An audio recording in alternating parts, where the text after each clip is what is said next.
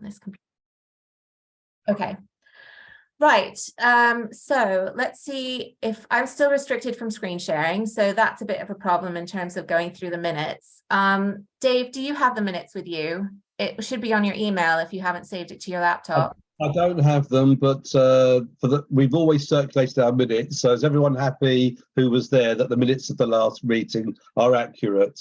Yeah. Just wave frantically if you agree. Okay. Yeah. Fine.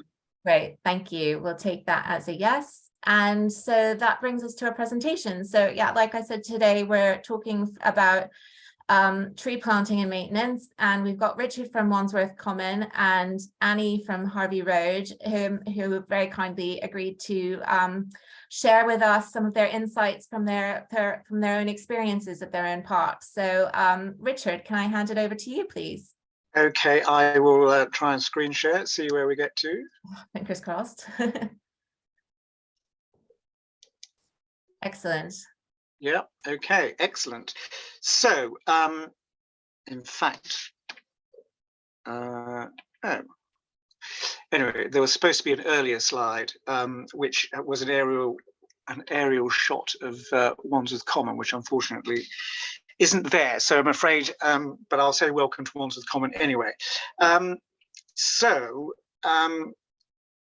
initial idea on Wandsworth Common, we had the 150th anniversary in 2021 of the signing of the Wandsworth Common Act, which basically transferred ownership of Wandsworth Common from private to public hands. And so we decided that we should mark that in some way, and an obvious way to do that would be to plant, our first thought was 150 trees.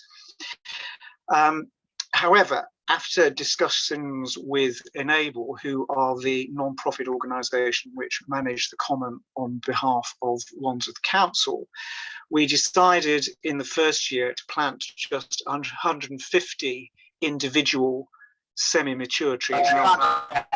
I'll describe in a bit more detail what that means. There's quite a lot of interference I can hear. I think if everyone can mute themselves, please, apart from Richard.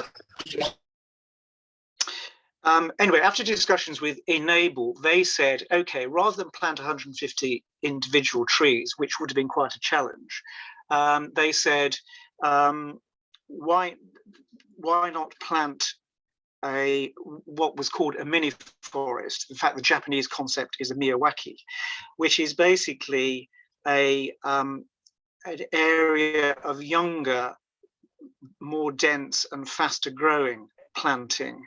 The idea being to connect existing areas of woodland and develop over time a two-tier canopy area with a few mature trees, but also lots of dense understory.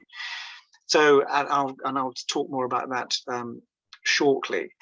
Then, in parallel, a bit later on, the Wandsworth Common MAC, who Liz is representing tonight, found a pot of money which they wanted to spend on green things, and so there'd been a lot of talk on the committee about the benefits planting hedgerows. So we decided to plant several areas of hedge and also another area of habitat, gorse, etc. And the general objective, obviously, as for the individual trees, was to increase the canopy, but also to increase biodiversity by creating habitat. And then on the for the hedges, it was also very much aimed at an anti-pollution green screen. So that's the general background. Okay, now for some reason, I'm not able to go on to the next slide. I wonder why. But there we go. Excellent. So planting began in December 2020. and we wanted to spread it across the whole of the common. And you can see this is one of the features of Wandsworth Common, is it's very segmented due to the railways. There are 2 railways which bisect the common. There's obviously major roads on the perimeter, and we wanted to draw all the areas of the common together. So we scattered the 50 trees that we planted in different areas, and you can see listed down the left-hand side the trees that we were planting, and they're all natives. That's their main feature, because we're a common rather than a park, and therefore all the planting is natives. Right, let's try and get to excellent. The planting was done by these 2 guys in the top left-hand corner, Graham and Grant, who are quite amazing. But basically, they are contracted by the council to plant all the trees in Wandsworth Common. Wandsworth wide. So, Wandsworth typically plants 700 trees across the borough every year, and these 2 guys plant them all. And it is quite amazing actually watching them do it. They can plant a tree in about 2 minutes. It's quite amazing. Anyway, now we did get some volunteer help as well, as you can see in the middle picture there. In fact, the guy on the left wielding the spade is the head of arboriculture for Enable. That's me standing in the background, and the people who were helping here it was a residents association who were actually closing down, and they had got 700 quid that they wanted to put to a good cause, and so they gave it to us. And so we actually started off the project in their area of the common, and we planted 5 trees for them. And then at the bottom right-hand corner, sometimes we just got people along to watch the planting taking place. We got a couple of schools involved, and sometimes, as these 2 kids, we just got passers-by watching what was going on. So, we tried to include as many people as possible, and certainly all the donors that contributed money, we invited along to various planting sessions. So that was the individual trees, and then the mini forest. So it was a 100 square metre area. You can read more about it if you Google Miyawaki.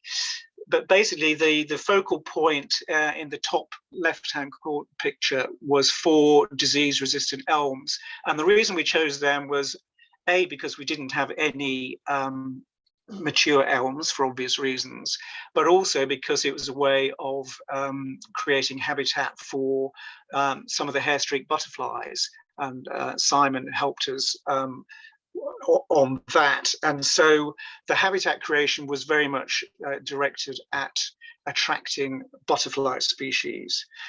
Then you can see the fencing that was put up after the planting of the whips and the wildflowers had taken place, and a little sign which went up telling the public what was going on.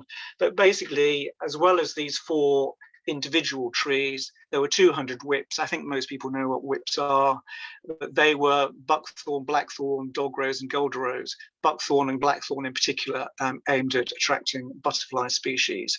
And then we had loads of wildflowers that were put in of various species. This is just a few species to mention.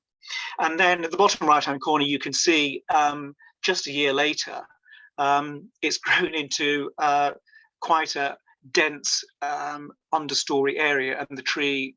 So this is in 2021. The tree is actually doing pretty well.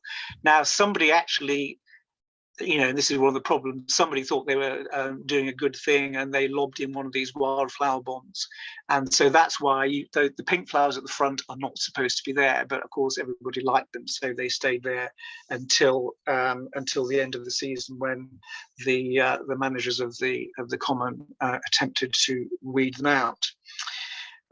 Anyway, so that was the mini forest. Now, on the funding side, the project, so the 50 trees plus the mini forest was costed at 15,000 quid. That's not only the the raw material and the planting, but also the first year of maintenance. The Friends were asked to raise £5,000, and Enable very generously put in the rest. So they very much bought into this concept of what we were trying to do. Now, much to our surprise, we, instead of raising £5,000, we raised £12,000, and that was from, basically just we launched an appeal in our newsletter. I mean, we're lucky in that we've got almost 700 members, so 100 of those put in 12,000 quid between them.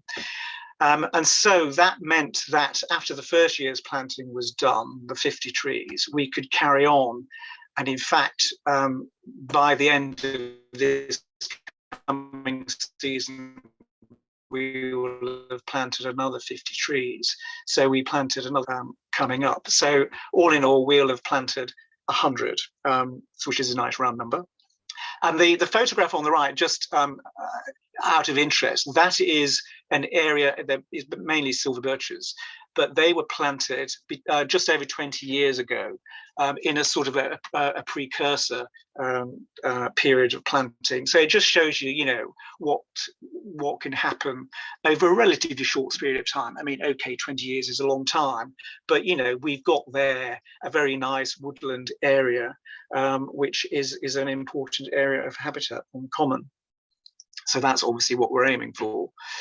And then one of the interesting things that happened, we were throughout this period offering tree walks with the help of some of the official tree officers on the common. And this lady, Holly Freen, came along on one of the tree walks, and she was a local artist, and she basically offered to do a collage for us, and you can see the end product there. So she went round and picked up all the leaves. All those leaves are individually painted and individually mounted. So it was quite a labour of love. But anyway, she did 3. That's the biggest one that she did. 2 others are a little bit smaller, but she sold them all and gave a 4-figure donation to us from the proceeds. And she also has got the facility to do prints for people. So we've sold a few prints, as you can see on the right-hand side, at some of the Christmas fairs last year. And you can still go on to Holly's Instagram account at Holly Freen, and you can buy this. You can buy a print if you're interested. So that was a nice little, community inspired initiative, which we had no idea would happen when we first set off down this road. Watering. We always knew that watering was going to be very important, and some of the people on our committee were saying, you can't take people's money to plant trees if you can't guarantee that they aren't going to die. So watering was something that we were very mindful of right from the beginning. The council planted trees in Wandsworth are contracted to be watered every 2 weeks between April and August with a specific amount of water, and the council and Enable very generously again agreed to include our trees in the watering programme. They had no obligation to do so because they weren't council funded trees, but we're talking about an extra 50 out of 700, and so they agreed to do this. And the guy on the left, I just put that in because I think it's a great picture. This is we designate the different vintages of trees by a flash of colour at the top of the stake. So the blue colour was the trees which were planted last year. The trees that we first started planting, you can see on the right-hand page, have got a yellow flash at the top. Anyway, so these 2 guys, not only do they do the planting, they also do the watering. And I have to say, I was privileged to go around with them in the middle of the drought in August to see how they actually did the watering. And again, it was a pretty impressive operation.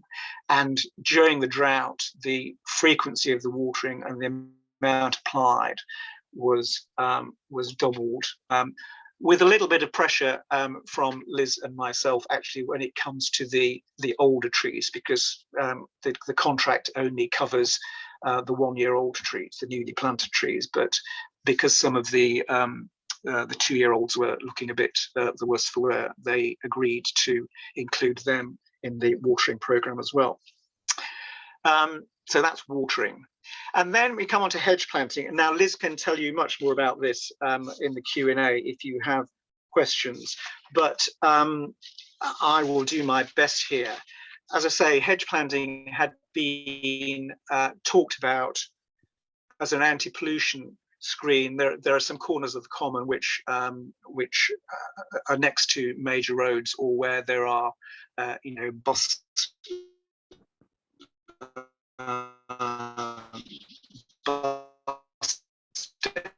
depots and things, and they were particular problems. And so the Common Management Advisory Committee, which is our sister organisation, if you like, had hedge planting. So they provided the money for the whips, and in particular for gorse, which the common used to be covered with gorse, but there's relatively little left now. So we decided we'd try and reintroduce some again for habitat. So they provided the resources, and we provided the volunteers. So that was a nice little team effort there.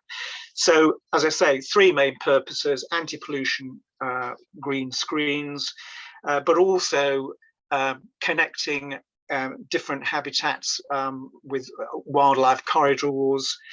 And so we've created some new habitats and joined some existing habitats together. And a particular thanks go to an organisation called the Conservation Volunteers, TCV, who actually provided most of the whips that we use for free. As I say, we did buy some extra ones, including the gorse. But they're an excellent organisation, and we've enjoyed working with them. And again, wildflowers, and you can see a listing of some of the wildflowers on the top right-hand corner of that went in. And the hedge that was planted in 2021 has done very well. The ones planted this year had to contend with the drought. Now, unlike the individual trees that I've been talking about, the whips don't normally get watered. They're assumed. I think basically the idea is that you plant more than you actually think will survive, because you know that some of them you're going to get a failure rate, and you just hope that the weather is kind and they get watered naturally. Now, obviously, in the drought that didn't quite happen, and so in fact they did get watered twice officially, and they got a lot of unofficial watering from Liz and some of her friends and colleagues. But that was quite a big job, because you're talking about fairly remote areas of the common. But the good news is that the failure rate on these whips, and the biodiversity officer for the common actually went round and looked at each individual whip, of which there are several hundred, and he reckons that the failure rate was only about 15%, which is pretty good. So anyway, that's all I'm going to say. I don't know whether you want to do questions now, Lorna, or whether you want to go on to the next presentation first. Yeah, I think we'll hear from Annie, and then maybe do questions at the end, if that's okay with everyone. Okay, so I will stop my screen sharing. That was really lovely, and really enjoyed all the images that you had. Appreciate that. I just want to preface Annie's chat with us about her work to say that she only found out that she was speaking, I think, this afternoon. So I'm really grateful to Annie. I know that she's spoken a little bit about what she's been doing on her site before. So I'm looking forward to hearing about it in more depth. And thank you, Annie. Over to you. Fine, thank you. Yes, we had a great campaign for 12 years to save the Harvey Road sports field from being built on, and the Blackheath Rugby Club are now installed on a 30-year lease. And with the permission and support, we've gone ahead with looking after the perimeters of the field. And and I've been leading that because I'm most interested in ecology. And so I found out about the Woodland Trust giving away whips, and in 2019 I heard about the trees which were available and ordered a batch of 50, and they're fruiting trees coming as whips. So particularly good for birds like dogrose, blackthorn, hawthorn, crabapple, dogwood, hazel. And then they arrived later in November, and we planted them. First of all, I had to ask for the grass to be mown along the whole of the margins so that we could get access to the ground. And that helped enormously. And we had a good number of people turning up to plant. And I followed the instructions on the Woodland Trust website and made my own video to send round about how to plant them. And we did it before it got too dark, too cold. And then we had to take care of them. The actual aftercare is more difficult than the planting, going around with a hose or watering cans and keeping the area around each tree like a metre across, clear of weeds. So before we planted, we actually did that, and we turned the turf over and removed deep-rooted weeds like bramble and buddleia and deep-rooted couch grass. And of course, that would all try to grow back during the growing season. So that's quite a lot of work, which mostly done by my son and myself. And then in 2021, we ordered 30 more whips to come to fill in the spaces along the same area. We couldn't do the mowing so well this time. We had to use a strimmer to try and get in between the existing trees, and planted similar types. And then we had to plant 6 shrubs by the entrance gate for good appearance when people enter the sports field, and 4 trees on the area by the car park. 3 were from Ashridge Trees, and 1 was a donation. And we paid for the 3 trees and the shrubs from our funds, raised from Parks Fest over 4 years, which I ran between 2009 to 2012, 4 summers. And then later, I asked about getting some donated trees, and I got 8 donated from Westcombe Woodlands, and planted them in March for the Queen's Green canopy with my son, and we were being awarded a virtual plaque for doing that. And then between us, we had to run long hoses from the pavilion, donated by the rugby club, the water, to keep the trees watered during the drought, which was very, very difficult. And sometimes I went round with watering can to look after the shrubs and so on. And it all looks good, except we've got to keep at removing buddleia and brambles. They still try to grow up. I'm sorry I haven't got any lovely photos to show you, but that would have taken a few days preparation. Thank you, Laura. Great, thank you so much, Annie. It's really interesting to hear very different perspectives. I think from the sounds of it, Richard maybe has quite a few more volunteers, and Annie, it sounds like it's mostly just you and your son, which is an amazing effort for the 2 of you. And I think that certainly one of the common themes, though, is that it's easier to plant trees and whips and so forth, but maintaining them is another story. Absolutely. Which I think many of us would agree with. So I'll open it up to questions now. So I think we've got a couple that have come through already. So I'm just looking at the chat. But maybe just if you have a question, maybe it might be just easiest if we put it in the chat, because it's going to be difficult for me to keep an eye on the chat and hands up and that sort of thing. So Dave has asked, but I also just wanted to ask Liz from Wandsworth Common Management Committee, was there anything that you wanted to add at this point around the hedge as well?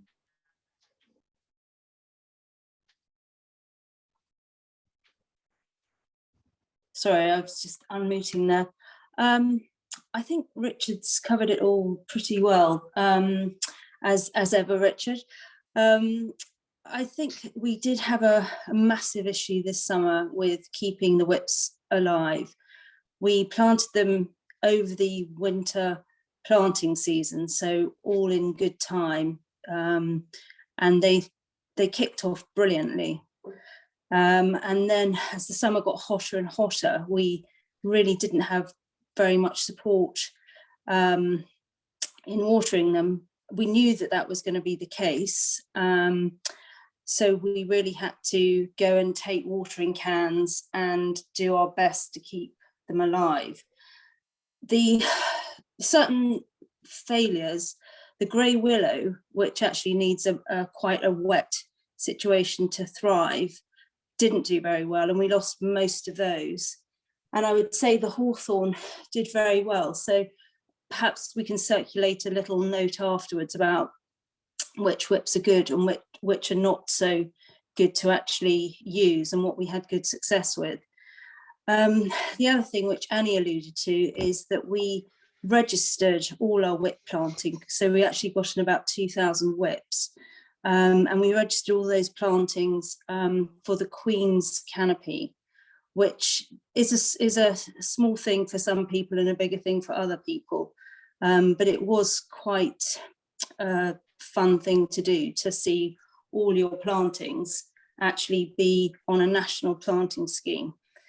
And this winter, where we have had failures, we've gone back to the community volunteers who have given us great help in giving us all these free whips, and we are getting another load applied for by Richard and us, and we are going to infill all those areas that haven't worked, and probably we've got more of a balance of hawthorn this time because it's more robust. So that's all I would add. I think circulating a list of drought resistant hedge plants would probably be something that we would all benefit from. Absolutely. If you could share that knowledge with us and anyone else who has similar experience, if you could, I'll drop my email in the chat. But if you could share that sort of information, I think that would be really interesting. And LFGN has a number of working groups that I think would also be interested in collating that sort of information so that we can share it with friends groups. So yes, please. So first question comes from Dave. He says, what are the key challenges and how did you try to overcome them? So Richard, shall I go to you first and then Annie? Well, I think as Liz has very eloquently said, I mean, watering was, particularly this year, was undoubtedly the biggest challenge. I mean, I think, we may be lucky, compared to some green spaces in Wandsworth, in that we did have a lot of support on the tree planting itself once we'd actually, got the donations. But as far as the whips were concerned, we were much more on our own, and obviously the drought was a major challenge. We did consider investing in. I've seen friends of Clapham Common, for example. They've got these sort of portable bowsers which you roll along the ground. But it's interesting. I mean, even those, so one person can handle one of those quite easily. But even those only contain enough water to plant to one, decent sized tree normally. Now they would go a lot further as far as whips were concerned. But yeah, I mean, we will have to sort of think what to do next year if we have a similar situation, because I mean we are going to plant some more whips in November, December, and we've actually got a session tomorrow where we're going to be pruning the ones that have already been planted, and then December 3rd, 4th we've got another session for planting the new ones. So we will have to learn from experience and decide how we're going to cope if we get another drought. But yeah, watering undoubtedly the biggest challenge. Great, thank you, Richard. Annie, do you want to talk to us about your challenges and how you've overcome them? You're muted. So yeah, no, I just was wondering if the question really is towards Richard. Really, I assume that you. Sorry, Annie, do you want to tell us about? Yes. One major challenge has been to keep the area of about 1 metre across around each tree clear of weeds, and just leave it a few weeks and they seem to get infested with weeds encroaching on the plant.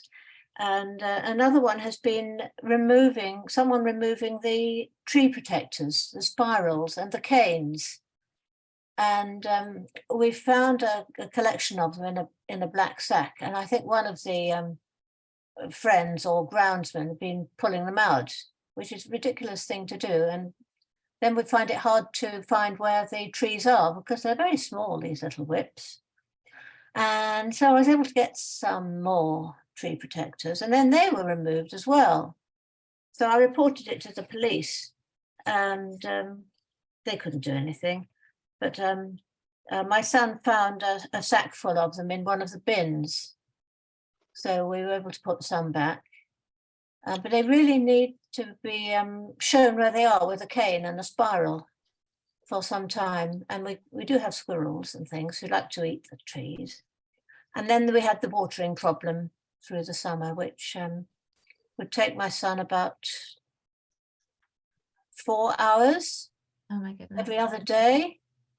And through the worst of the drought, and we were always listening for the weather forecast, and then no rain came, so it really was a labor of love that he did. And I used watering cans to water the shrubs by the gates because and the other trees there, because the hoses couldn't fit that far.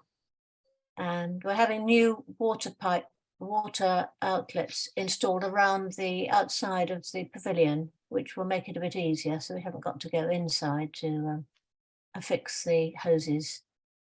And so those are the main problems, really. Yes, and that leads nicely on to John's comment about watering saplings when you don't have access to water. We have the same issue in Figs Marsh. There isn't a water point. So we've asked the council if they would consider installing one of those like bottle refill stations, but in such a way that we could connect it to a hose, or to fill up Bowsers and so forth. But I think that's absolutely a really critical issue, watering for parks and green spaces that don't have access to water. That's a very difficult one.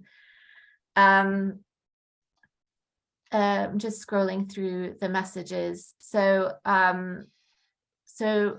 Ernest says to Richard, I assume that you planted up in an amenity grass was when, I'm not sure what that means.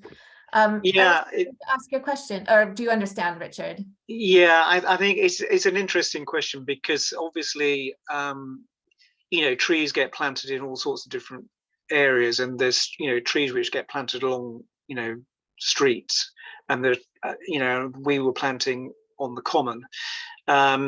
So the trees that we planted tend to be on the edge of existing areas of planting. There were some which were in amenity grassland, which is, for those who don't know the concept, that's the grass which is cut short basically for sport and things. But obviously, that is first and foremost for amenity, and therefore we were trying to not trying to encroach on that. and we actually did, you know, to decide where to plant, we did get a lot of volunteers to go around to see where trees had previously been planted and had, you know, failed for whatever reason, to see if that was, you know, a good place to put the new ones in. So it was a mixture of places. Yeah, on the edges of amenity grassland and on the edges of existing woodland. And all the new trees, just to slip in this, on the watering side, all the new trees had gator banks, you know, these green watering banks, which we'd been started using in Wandsworth a couple of years ago as an experiment. And I think that's been regarded as a, you know, as a help. Yeah, some of the trees were mulched, certainly all the whips were mulched, as Liz has said. Some of the trees were, but not all of them, you know, because if they're planted in a grassy area anyway, then, you know, it's covered over anyway. So we weren't, you know, we certainly weren't weeding around the tree planting, interestingly.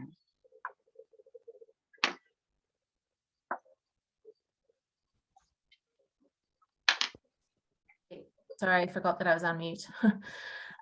Mary Jane asks for Annie, did you do any mulching around your whips?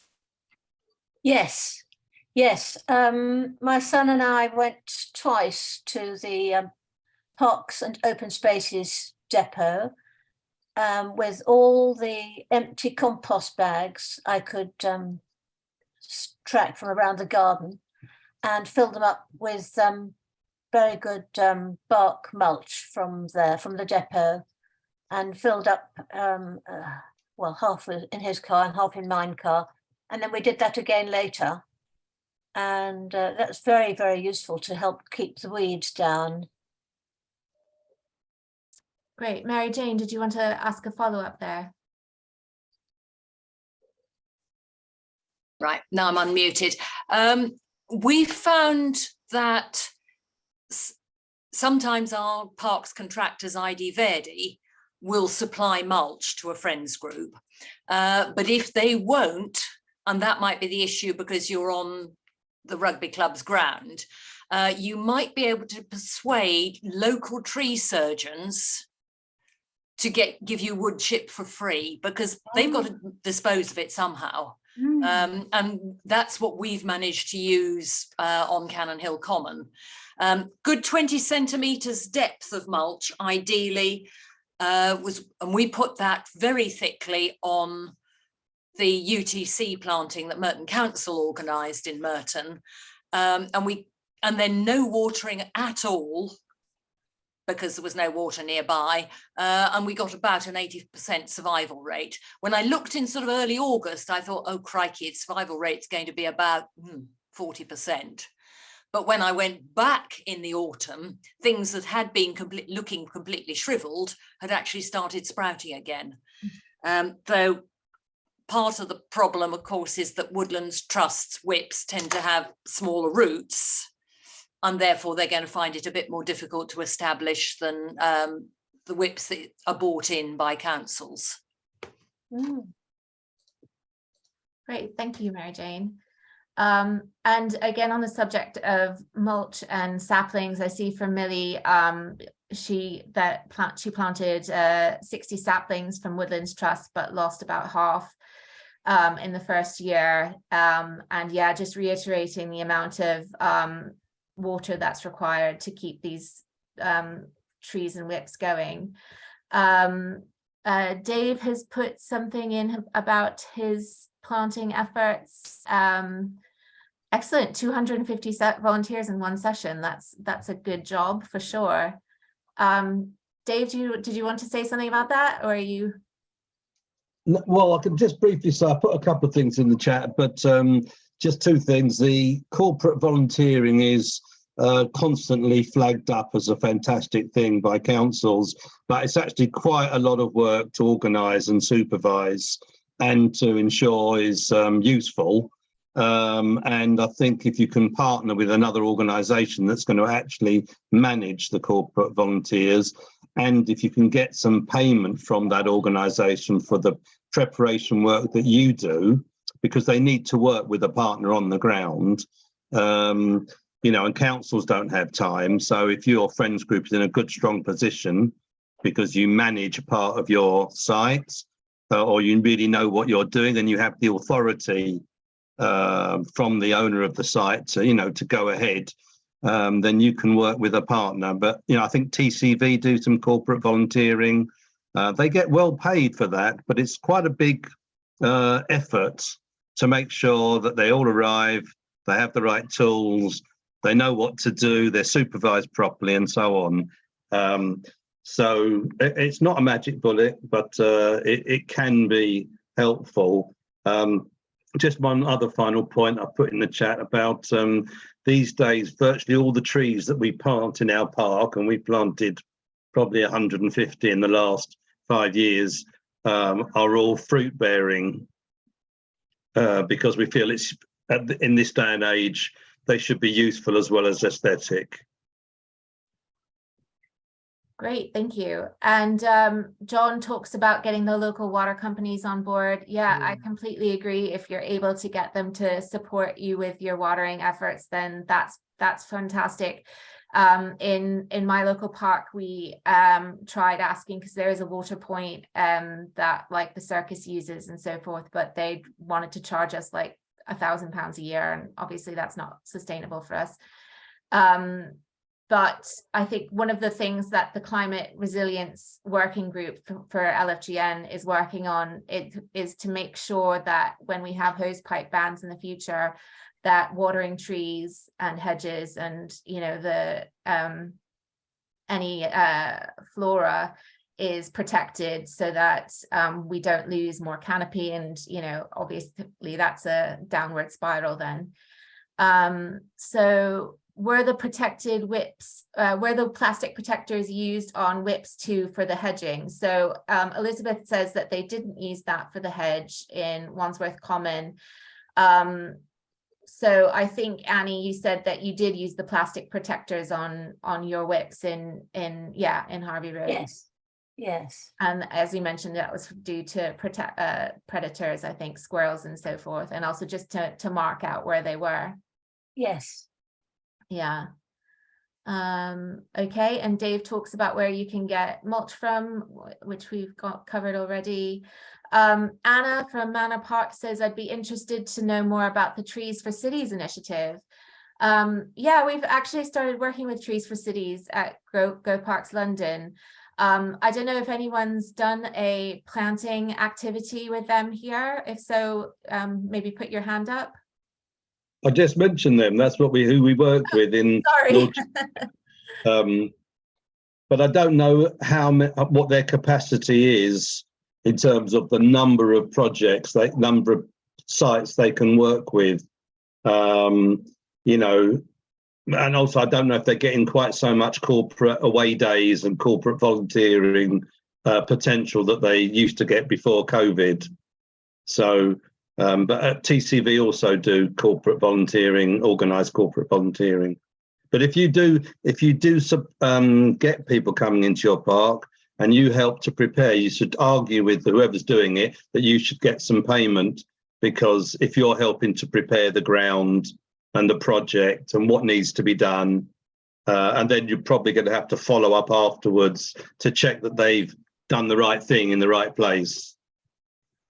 I mean, obviously be there on the day as well to make sure that happens, because sometimes it can get a bit manic and a bit Wild West if you're not there on site. So Candy, I wanted to come to you because I think you put your hand up about Trees for Cities as well. Is that right? Oh, you're muted. Can you hear me? Yes.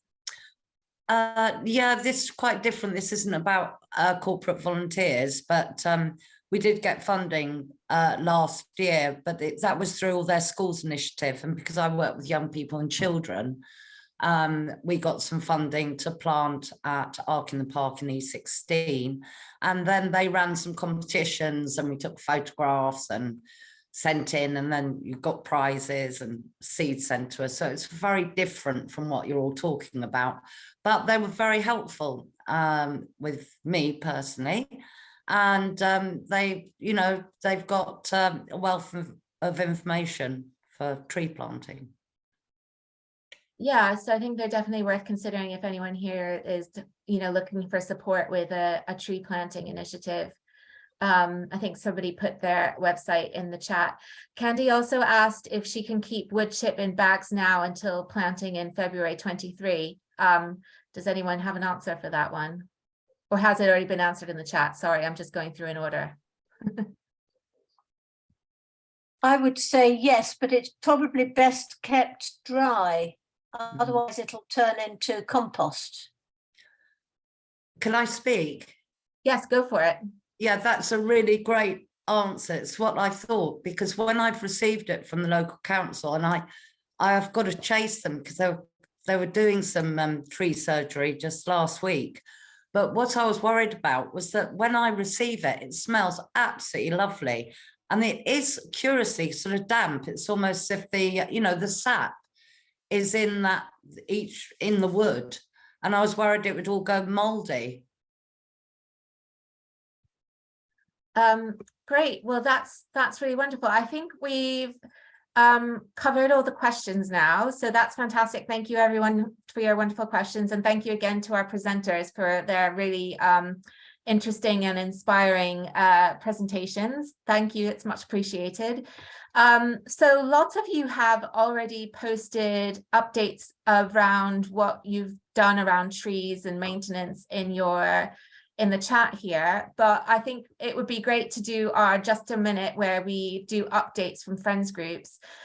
So you can either do your update on something tree related or swerve and do something completely not tree related. I think it's entirely up to you. I do encourage everyone to please, have a look at the chat because there's some really interesting things in there. So I'll just go in order on my Zoom screen. I'll call out two names so you can unmute yourself and have a think about what you're going to say. So I'll start with you, Mary Jane, and then on to Simon Braidman. Thanks, Laura. I'll put my tree warden's hat on. We have just had from the council their draft tree strategy for council-owned trees. And the tree warden group has been putting together, I think it's about 18 pages worth of feedback. If your borough has a tree strategy, it would be absolutely wonderful if one of you could just ping it to inquiries@treewardensmerton.org and let me know if you think your borough's tree strategy is actually worth the paper it's written on. Laura, you've probably looked at the draft Merton one. If not, you should have. And it's motherhood and apple pie with very little practical stuff like where's the money coming from, how many staff you need, etc.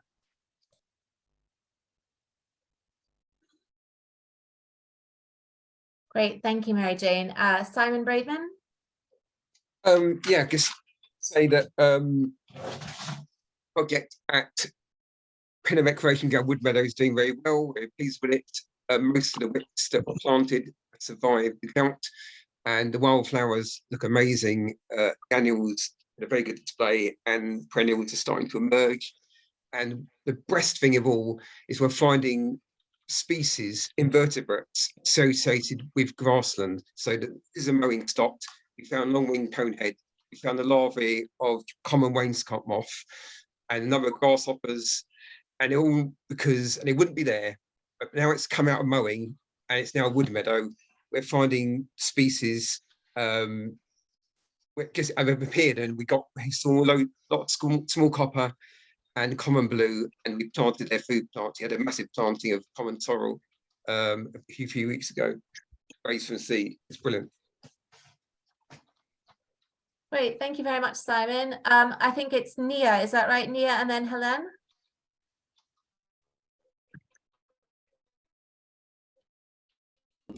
Yeah, there we are. Neil, yeah. I don't think there's anything. I just sort of joined the group to listen in. Okay. Great. Well, I hope you had some interesting thoughts as a result. Thank you very much. Yeah, thank you. Helen?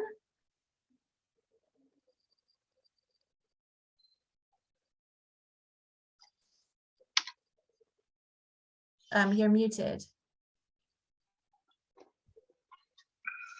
Okay, well, why don't we come Yeah, back? unmute. Yeah. Well, I was just going to say just something about hedges, because in our conservation area, we're well known for our holly hedges, and they stood up very, very well to the drought. You know, I think they're pretty deep rooted now, but I think, you know, maybe they're not always seen as very glamorous, but they stand up to drought, and they do give birds berries if they're female ones. So I think that's something that people might wish to plant.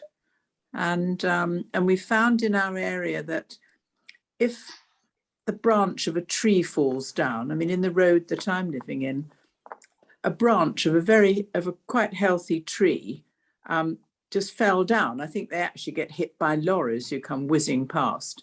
And I couldn't believe it. The council came and zip, the tree had gone. And before you've got the chance to do anything, I mean, and they haven't so far been terribly good at, you know, responding to requests for street trees, but that may change, because I think we now have someone else in charge who I hope will take more interest. But this tree strategy was 65 pages. I mean, it just went on and on and on. And it didn't seem very down to earth somehow. It was all a bit pie in the sky. So, I don't know what one does about that. Oh, I think Mary Jane's keen to. Mary Jane. Sorry, Yeah, just coming back onto Merton's tree strategy. Yeah. Probably some of the most interesting bit is Appendix 3, which is the action plan. And it's interesting because of what is missing from it. Okay. So Merton people. All right. Yes, I know. Apparently, there was quite a good one a couple of years ago it was either Kingston or Richmond had a very good tree strategy. You know, a bit shorter and more to the point. And it seemed this one was done by lots of different people and all cobbled together. I don't know. All right. I gave up on it, actually. It was just too much. Yeah. Okay, thank you very much. Yeah, that's all. Yeah. Lisa and then Ernest, please. Hi, if I don't know Sonic, it comes a bit funny. Yeah, so we planted I think 30 cherry blossom trees we had donated from Japan. We struggled to keep them going through the drought, but lucky enough we do have a Bowser, and took water from the cemetery to try and keep them going. And I would say we've probably, I'm not too sure, maybe we've still got about 25 of them, so which is good. And we've done a lot of planting last year, and we've got a new on the 3rd of December we're planting I think another sort of couple of hundred you know, sort of little whips. So I just wanted to check somebody who did write on the chat about not to plant in wet grassland areas, and I missed it because it didn't come up on the bottom of my screen. Why that was, because I think we are planting in wet grassland areas, and I just and a lot of those didn't take last year, and I'm wondering what's wrong with that, why we shouldn't be doing that. It looks like that comes on very nicely onto Ernest, who is next anyway. So was that you, Ernest, who put that in? Yes, it was actually. What I was referring to was a French group which will remain unnamed. They planted up an area of wet grassland because the site's a good mixture of wet grassland woodland and that, and they were planting trees. But trees have never been actually growing in the past there for the past 400 years. And they were just destroying one habitat to create another habitat. It's going to take years for the biodiversity to come in. That's the reason why. I mean, you can plant things like willow, alder, yes. But they were planting woodland trees, oaks, hornbeams, and that. And I think most of the, well, I don't know how many, what percentages, but a lot of them died as well. So you're just wasting your time as well. Okay, that's really great insight. Thank you, Ernest. Roger. So that's clear. Thank you. Roger and then Liz. Oh, I better mute myself. Mute. Okay, so Roger here from Newham, West Ham Park. The thing I just wanted to mention was the climate resilience subgroup for the LFGN network, which at the last meeting we agreed to have a go at setting up. We had an initial meeting at the end of October. We, through the discussion, agreed we had a very strong and large agenda to develop, and not an insubstantial interface with the biodiversity subgroup as well. A lot of what we've discussed in that meeting, you've already heard of today from Liz and Richard and others about planting and watering arrangements. We also had quite a significant discussion about natural watering retention as well, and how that could be improved in open space areas with a view to long-term watering. We've got another meeting coming up at the beginning of December, but what we will do is put together a note, as Liz says, about sort of best practice and sort of knowledge and experience we've got so far on watering and planting arrangements, and we'll make sure that we can get that circulated to everybody over the next week, 10 days or so. The other thing I would briefly like to mention was the Newham Green Forum group. The first time we actually have a Green Forum in Newham, but as Candy, who's also on the call, was part of that, perhaps she'd like to feedback on that rather than me, if you're happy with that, Candy.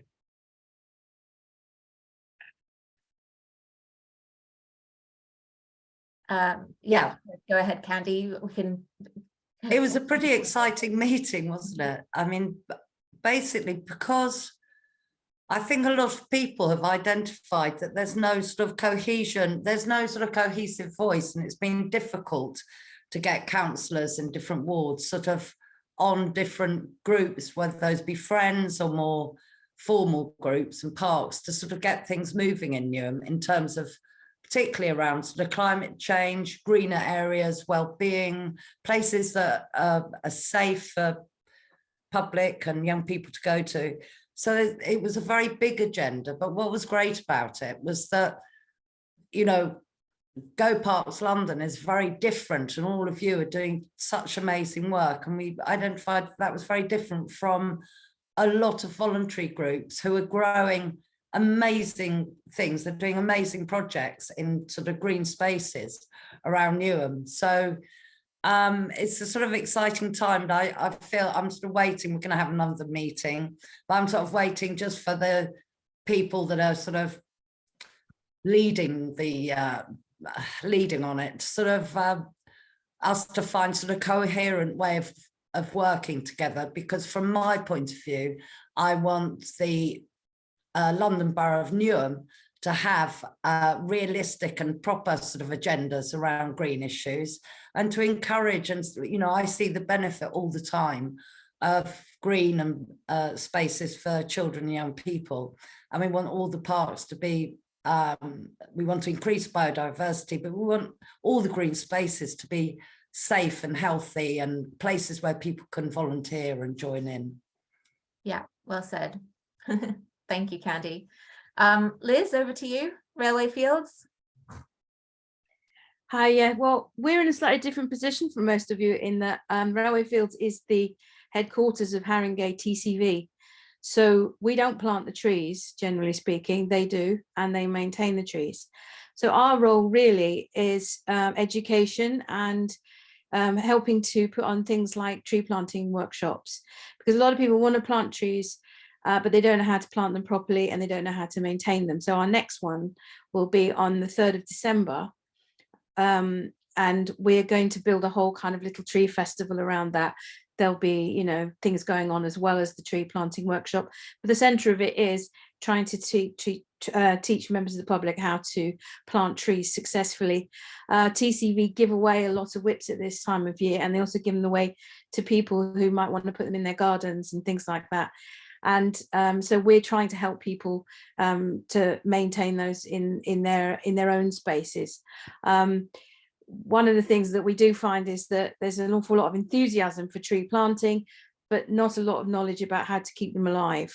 So one area that we really want to educate people on is not just sticking them in the ground, but how to keep them alive and how to make them thrive.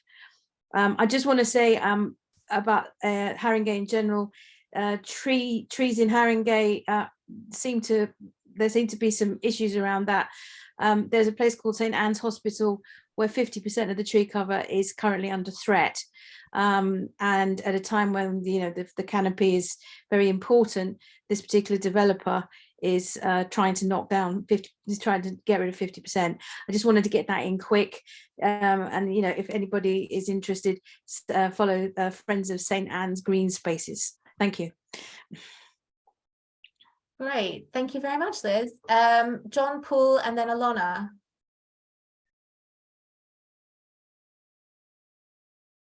Thanks, Laura. I think the main concern for us is the loss of the horse-nut trees. We seem to have had some very serious problems in Woodcock Park with the loss of trees, and in particular one tree which lost a very large branch where people normally walk across the park. So I'm very concerned about the health and safety issue of it. However, the tree surgeons came along and they cut it down, and I asked them to keep all the wood chippings to one side, and even today I'm using them to surround some of the sapling trees in order to protect their roots, hopefully for the winter and then for next year, that have been planted recently by various projects. Some early saplings look dead at the end of the summer, and I've been there today and they look like they're recovering. So I'm just curious as to whether or not what we think might have died through the drought might have actually recovered a little bit here and there, particularly with the sapling trees. And just on my final note, our very large wingnut tree, which we have in Woodcock Park, which is our pride and joy, I reckon is about 180 years or more old, has survived this summer, but I don't know how much longer it can survive droughts that we've had this year. Okay, thanks, John. Alana, over to you. I can't speak because I've lost my voice. Oh dear. Okay, well, if you want to give us an update, maybe just type it into the chat, but thank you very much. All right, I hope you feel better. Dave, did you want to say something about your weather station? Yes, well, believe it or not, it's not directly about trees, but the weather is a big concern, especially with climate change, obviously, and we want to do something about that. And does anybody know what the names of clouds are that everyone uses to describe clouds? Cirrus, stratus, nimbus, cumulus. Well, believe it or not, the guy that invented those names lived in Tottenham, Luke Howard, and he was born 250 years ago on the 28th of November. And to celebrate this globally important enthusiast, we are having a major event with the Met Office and the Cloud Appreciation Society, who you can all check out, and others. And we're also installing, well, interpretation board in our park, but our pride and joy is going to be a new weather station in the building which we manage in the middle of the park. and it'll be called the Luke Howard Weather Station. And there you go. So I think it's important to raise awareness amongst the public, and in particular, of course, young people, about the climate challenge. And this is a fantastic opportunity to link the past, present, and future. And we're hoping lots of school kids will come and appreciate the what do you call it, the display that we'll have in our building about the weather and the readings that we get from our weather station. Great, thanks, Dave. Chris from Horn Park, and then Louisa Vallejo. Yes, hello. Well, we planted 100 whips last January in 2022. And again, we're not sure how many will have survived this year, but I've just taken delivery of another 100 whips, which we're going to plant in another part of the park. Both areas are very wet, so I did order specifically whips that like wet areas, but I've also potted up about 30 of a selection just to replace those that we may have lost this year. Whether they've done the right thing, I don't know, but it's just a bit of insurance, I suppose, and I'll just hope for the best. Great, yeah. That's it, really. Okay, thank you. If you have any suggestions, Chris, around whips for wet land, maybe that would be useful for Lisa, who's trying to work out.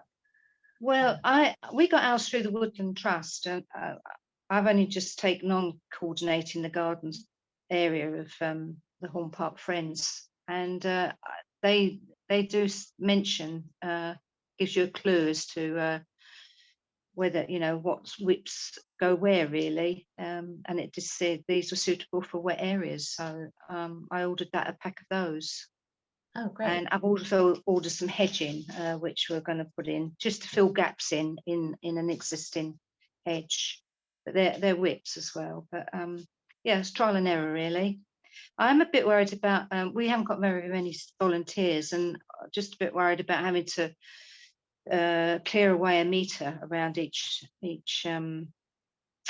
sapling, really. It's a lot of work for all of us. I'm just wondering if we can plant them, pop them in, and hope for the best. I mean, we've got the covers and the stakes as well.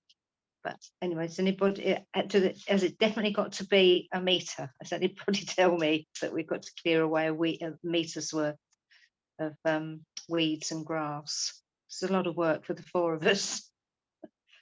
Yeah, So, Mary Jane's got that's her hand up again as a tree warden. Okay, that's it from me then. Thank you. Okay. It depends a bit on the size of the whip. If we're talking about, what am I looking at? About 40 to 50 centimetres above ground, 30 to 40 centimetres of root below, I would reckon you could get away with a sort of a circle 60 centimetres, 50 to 60 centimetres in diameter with the whip at the centre. And mulch and more mulch, because that will suppress the weeds. It will also keep water in, and as the mulch rots, it will help to nourish the trees. So I think you can get away with slightly less than a metre. Great, thank you, Mary Jane. Louisa, did you have anything you wanted to say? Yes, thank you. It's very inspiring to listen to what everyone is doing. So I'm very pleased I joined you today. And we also need it would be ideal to link with other groups that might be facing the same challenge we're facing at Clitterhouse playing fields. The playing fields are within major regeneration, the Brent Cross regeneration. And basically, well, they're being privatized. So now they're managed by the developer. The developer wants the playing fields to be self-sustaining. And they want to put 4 huge astroturf pitches fenced off, which means we will lose a huge area of park amenity. So basically, it's to know if you have any other groups that have been going through, that have succeeded in the effort to preventing AstroTurf replacing natural grass as a sport facility. I don't know. Does anyone have pop your hand up if you've got experience with when fending off AstroTurf? If you pop your email address in the chat, Louisa, I can ask the question through our next newsletter, and often we do get good responses from that. So hopefully I can find someone to help you answer the question. Yeah, just okay, perfect. Thank you very much. All right, thank you. Thank you. Millie and then Peter, please.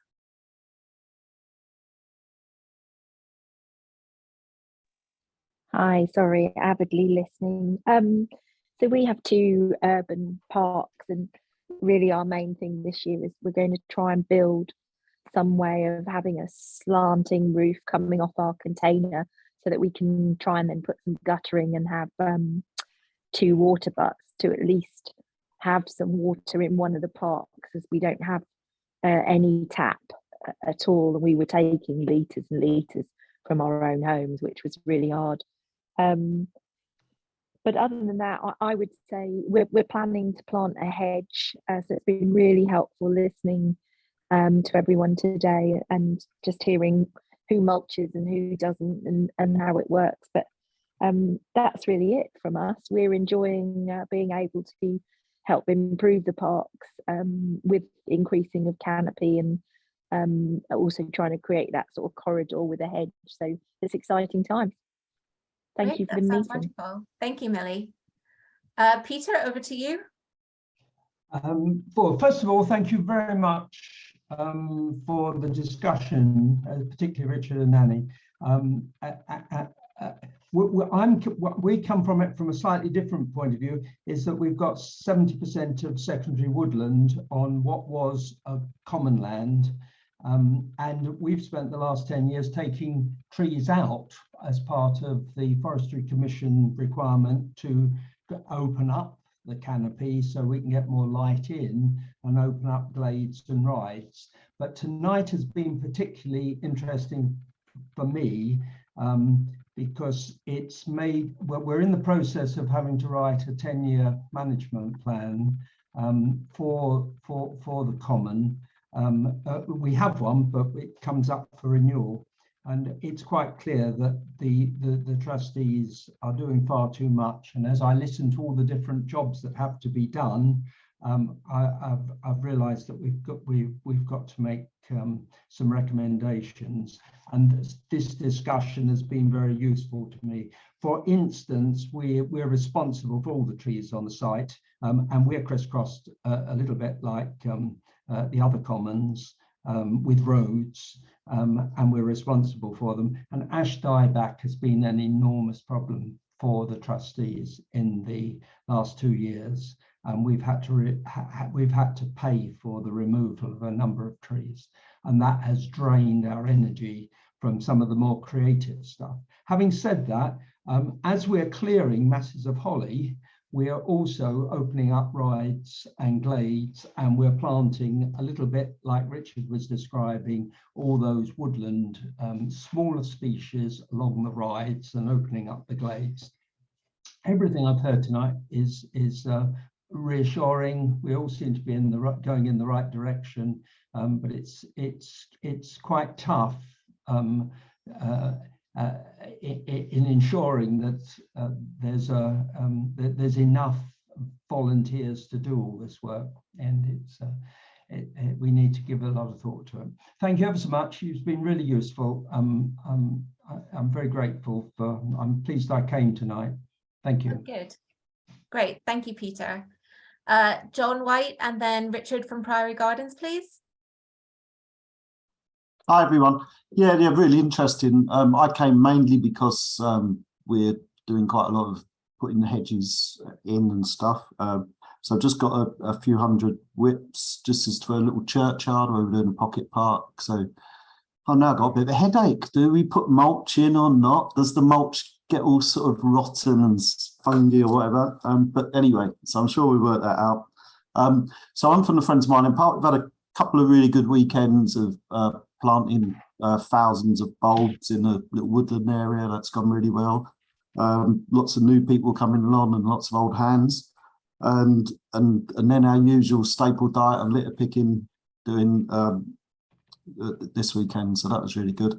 Unfortunately, just had a lovely email from our from the Parks Department saying get all your stuff out of our lockup by the 30th of November. So having got all this enthusiasm, I now feel really deflated that a little bag of litter pickers, which doesn't take up much space, has got to be taken out, and we're going to change the locks and all this sort of really quite aggressive tone from someone whose job title is the community engagement officer.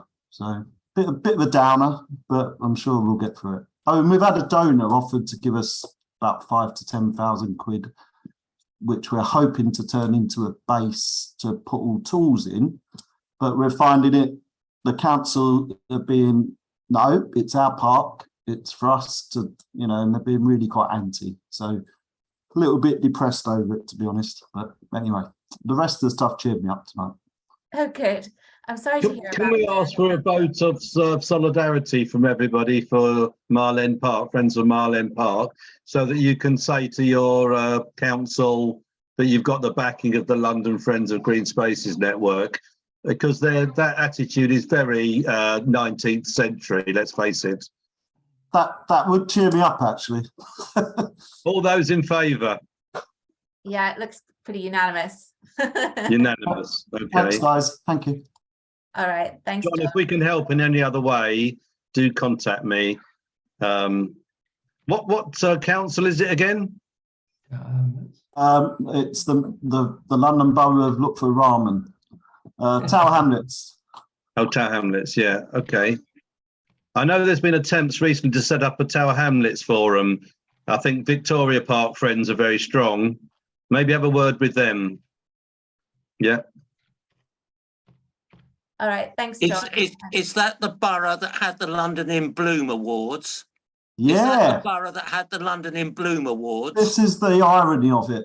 They've been boasting that they've got 8 awards, and it was held literally 30 foot from where we keep our stuff, and they want it all gone. Yeah. I give up. I know, it's a bit No, I upsetting. don't. isn't No, it? I don't. We give up for 5 minutes and then we get back up again. Yeah. Thank you. Thank you, John and John. Richard from Priory Gardens. Okay, well, thank you. Very interesting. We've just taken delivery of some hedging packs from Woodland Trust, so good to hear all the tips on and do's and don'ts to help them survive before we plant them. So I haven't other than that, I haven't really got anything to add. Great, thank you, Richard. And I've just noticed we've gone slightly over time, but I think we can wrap up in the next few minutes. But this is really useful and interesting, so I encourage you to stay on if you can. So my screen has like realigned itself, so just going to try to make sure that I haven't missed anyone. Naomi, would you like to say something?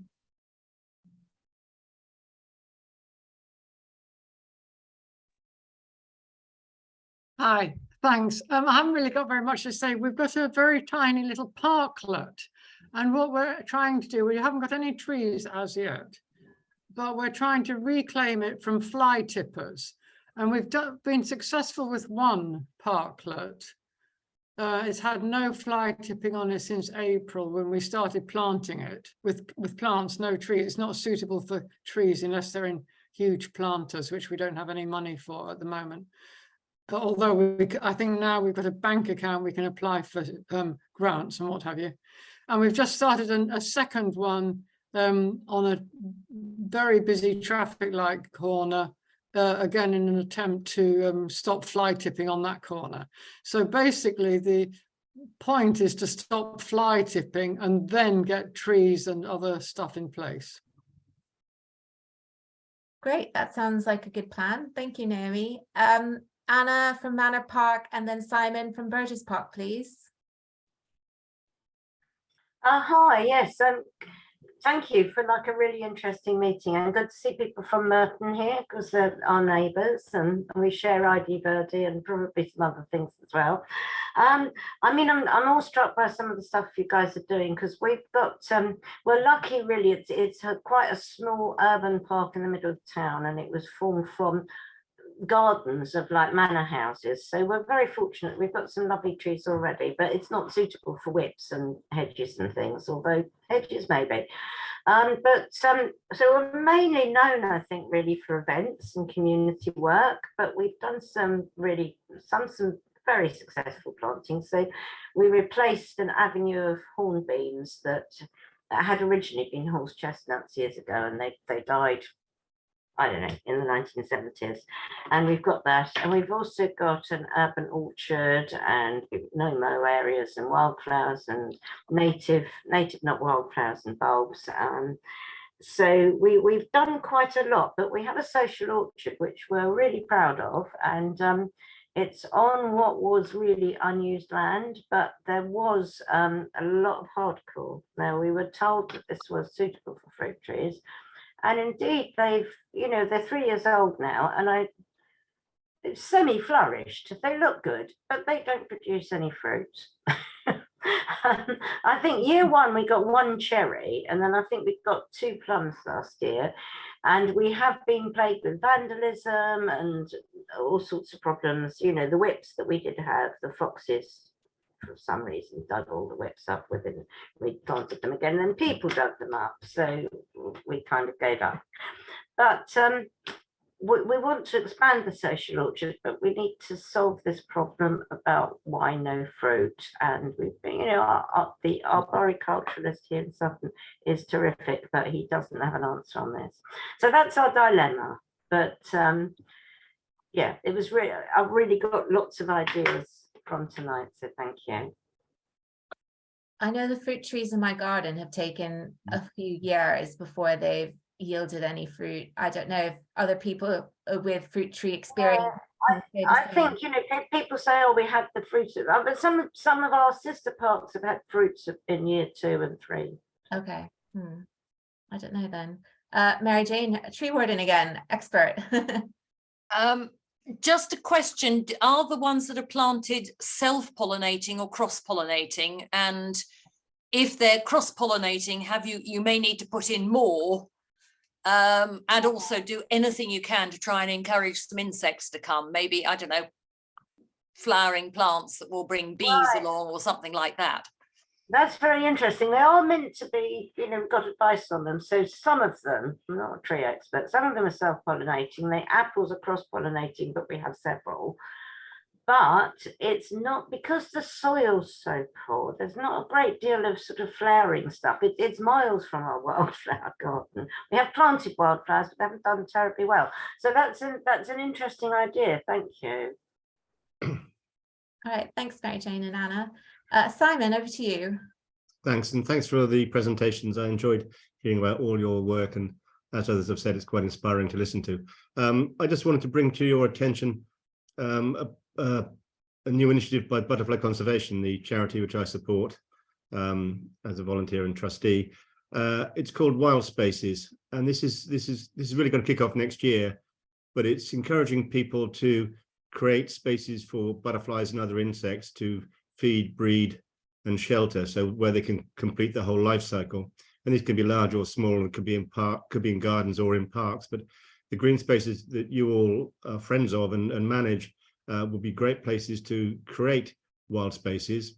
And I wondered if this is something we could maybe put in a future newsletter, Laura, or in I could give a talk about it at a future meeting, because I think it'd be something which could give a focus to some of your activities for volunteers and for publicity and for direction about what you can do simply and cheaply to help wildlife in the green spaces we've got around us in London. It's a national initiative, but there'll be lots of supporting materials. So I think it will be something that will be easy for volunteer groups to pick up on and do something. So if that's of interest, I'm happy to give you more. And the portal which we're creating will be available next spring and ready for the season to come. So yeah, just a heads up on that, and I'm happy to give you more information if people are interested.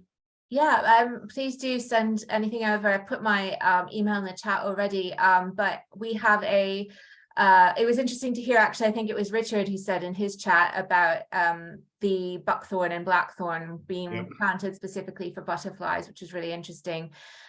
We have a biodiversity working group at LFGN, and I believe someone from Butterfly Conservation is slated to speak at the next meeting, so we can circulate his recommendations to the wider group. But yeah, anything else that you would like to share would be much appreciated, please. Super, thank you.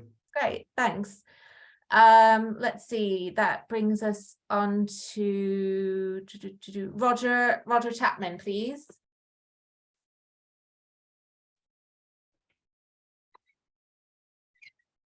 Okay, just a few brick things. Cherry Tree Wood, East Finchley, is remnant ancient woodland. So finally, Barnet are just about in the process of putting together a woodland management plan for that, which is good news, and we're looking forward to that.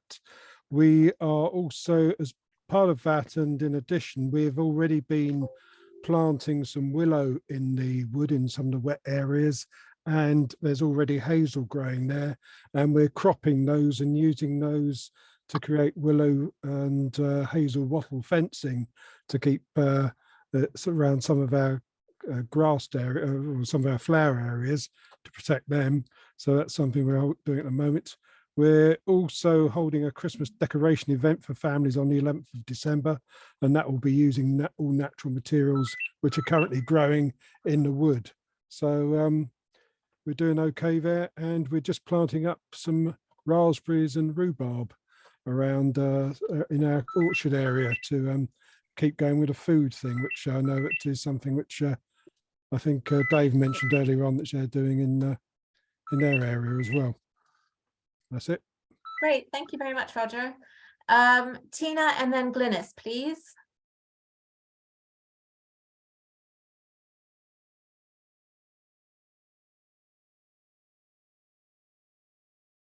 Tina, I don't know if you heard me, but you're muted, so we can't hear you.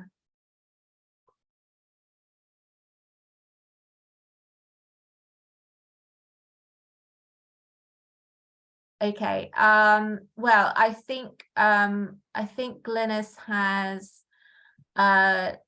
dropped off unless I can see her.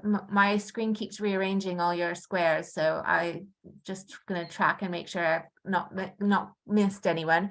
I think that's everyone. Does anyone have any other business before we wrap up? Dave's got his hand up. So someone has just put a note in saying, can we meet more frequently? We've just decided to meet less frequently because actually every 6 weeks we do meet. So I don't know if people are aware of that. And if you're not, please do sign up for updates on our website. There's a place where you can sign up. And that's quite a heavy schedule for a London-wide organisation because all of us involved are active in our local group and in our borough forum. And I think that people that don't have active borough forums should definitely be thinking straight away, how can we set up one for our borough? And the person that asked for that is in Brent, John.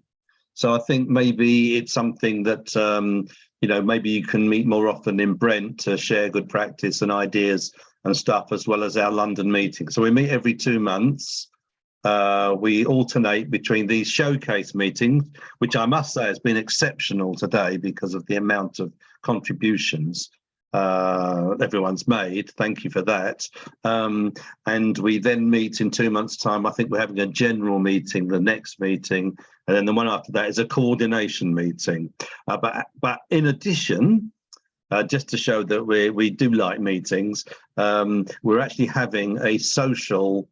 Laura, can you tell everybody about the social, an actual face-to-face, believe it or not, social for Christmas, where we can, we're thinking about what we're going to do as a format. We might show some films and have some just a minute, not about trees necessarily, but, just to groups to share some success stories from this year. So an end of year social. Laura, do you want to just let everybody know the details? Yeah, I think it's on the 12th of December. I'm just trying to open up my calendar.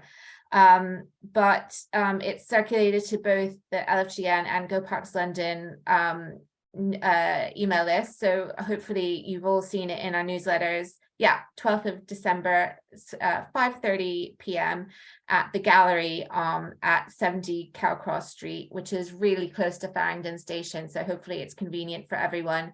And I absolutely think that we should have an opportunity for people to share what, you know, successes or challenges their group has been facing throughout the year, because I think it's really valuable for us all to hear and to sort of compare notes and so forth. And John, I believe the next showcase seminar is in the springtime, so hopefully that's soon enough, but we will certainly reflect on your comments and think about how we can incorporate those thoughts. So yeah, I hope we see many or all of you at the social in December. Any other business? Okay, I think that's everything. So yeah, I just wanted to thank our speakers again, Richard, Liz, and Annie, and also thank all of you for attending and for your contributions about what your group's been up to in your green and blue spaces. So thank you so much for attending, and yeah, hope to see you all soon. Thank you. Cheers. And Bye-bye. don't Thanks, forget to everyone. save the chat, yes. Yeah, I'll save that. Sure. Thank you. Thanks very much. So Laura, just one thing about the recording. Oh yes, I'll just turn We recorded our national meeting recently, but it only came out with each person speaking on the screen.